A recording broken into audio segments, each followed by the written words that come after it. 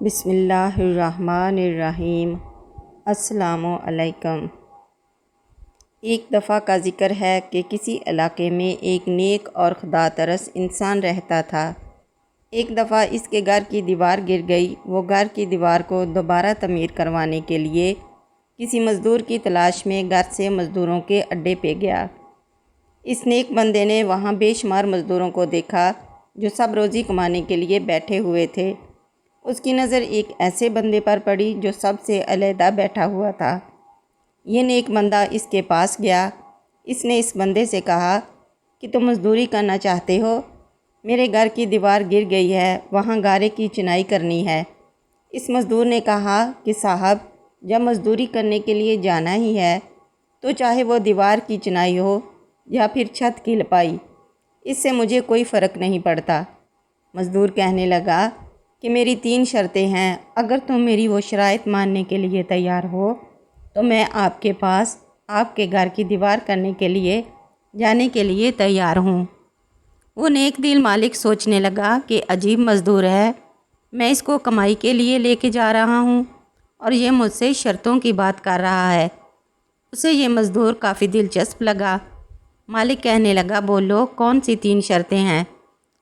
اس مزدور نے کہا کہ آپ کو وقت ختم ہونے پر میری مزدوری پوری دینی ہوگی، نماز کے وقت مجھے نماز ادا کرنے کا وقت دینا ہوگا، میری طاقت کے مطابق آپ مجھ سے کام لینا، میری طاقت سے زیادہ مجھ سے کام نہیں لیں گے۔ نیک دل مالک کہنے لگا، ٹھیک ہے، مجھے آپ کی تینوں ہی شرائط منظور ہیں۔ وہ بندہ اس مزدور کو لے کر گھر آ گیا۔ اس نے مزدور کو دیوار دکھائی کہ یہ دیوار ہے۔ مزدور نے اپنا کام شروع کر دیا۔ وہ بندہ کہتا ہے کہ میں مزدور کو کام پر لگا کر آپ کسی کام کے سلسلے میں باہر چلا گیا۔ جب میں شام کو گھر آیا تو اس نے کافی کام ختم کر دیا تھا۔ میں نے اس کی مزدوری دی تو وہ مزدور مزدوری لے کر میرے گھر سے باہر چلا گیا۔ جب اگلی صبح ہوئی تو میں وہ مزدوروں کے اڈے پہ اس کو لینے کے لیے گیا تو وہ مجھے کہیں بھی نظر نہ آیا۔ میں نے دوسرے مزدوروں سے اس کے بارے میں پوچھا تو انہوں نے کہا کہ وہ ہفتے میں بس ایک ہی دن کام کرتا ہے۔ میں نے سوچا کہ وہ پھر کوئی عام مزدور نہیں ہے۔ میں دوسرے مزدوروں سے اس کے گھر کا پتہ لیا۔ میں اس کے گھر چلا گیا تو میں نے دیکھا کہ وہ زمین پر لیٹا ہوا ہے، اس کو سخت بخار ہے۔ میں نے کہا کہ اگر آپ مجھے اجازت دیں تو میں آپ کو اپنے گھر لے جاتا ہوں، مجھے ایسے لگتا ہے کہ آپ اجنبی ہو، یہاں آپ کرائے کے مکان پر رہ رہے ہو۔ میں نے اس کو کہا کہ تم میرے گھر آ جاؤ۔ اس نے انکار کر دیا۔ میں نے بار بار ضد کی، آخر وہ مان گیا۔ اس نے کہا کہ میں آپ کے گھر سے کچھ نہیں کھاؤں گا اور نہ ہی تم مجھ سے کھانے کے بارے میں اصرار کرو گے۔ میں نے کہا کہ ٹھیک ہے۔ اس کے بعد میں اس کو اپنے گھر لے کر آیا۔ وہ 3 دن تک میرے گھر میں رہا۔ اس نے ان 3 دنوں میں کچھ بھی نہیں کھایا۔ پھر اس کو کچھ راحت محسوس ہونے لگی۔ اس نے کہا کہ میرے بھائی، مجھے تو ایسا لگتا ہے کہ میرا وقت قریب آ گیا ہے۔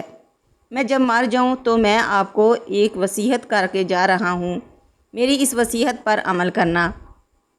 اس نے کہا کہ جب میرے جسم سے روح نکل جائے تو آپ میری لاش کو ایک رسی سے باندھ لینا اور اپنے گھر کے ارد گرد چکر لگانا اور بلند آواز سے یہ کہنا کہ دیکھو لوگو، اللہ تعالیٰ کی نافرمانی کرنے والے لوگوں کا یہ حال ہوتا ہے۔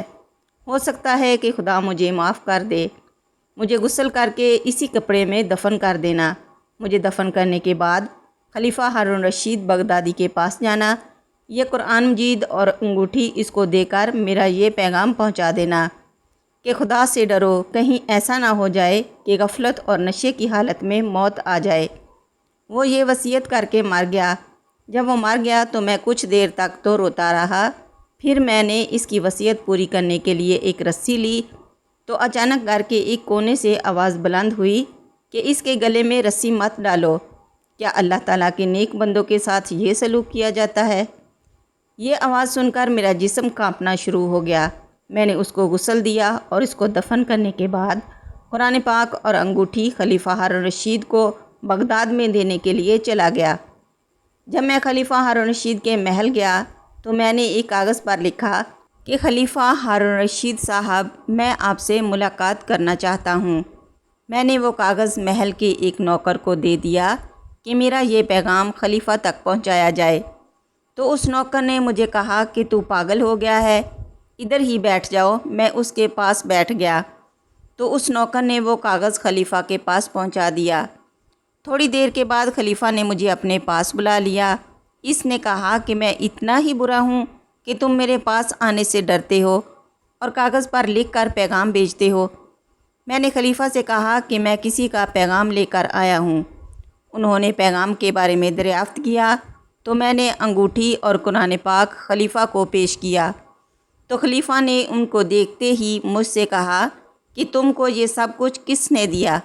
میں نے خلیفہ سے عرض کی، اے خلیفہ، ایک مزدور نے یہ چیزیں مجھ کو دی ہیں۔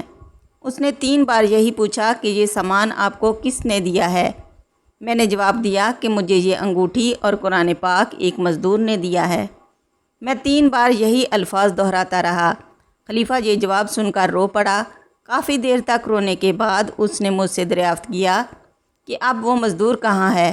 میں نے کہا کہ وہ مزدور وفات پا چکا ہے۔ یہ سب سنتے ہی خلیفہ بے ہوش ہو کر گر گیا۔ سورج غروب ہونے تک وہ بے ہوشی کی حالت میں رہا۔ جب خلیفہ کو ہوش آیا تو اس نے کہا کہ جب مزدور کی موت ہوئی تھی تو تم اس کے پاس ہی تھے؟ میں نے ہاں میں سر ہلایا۔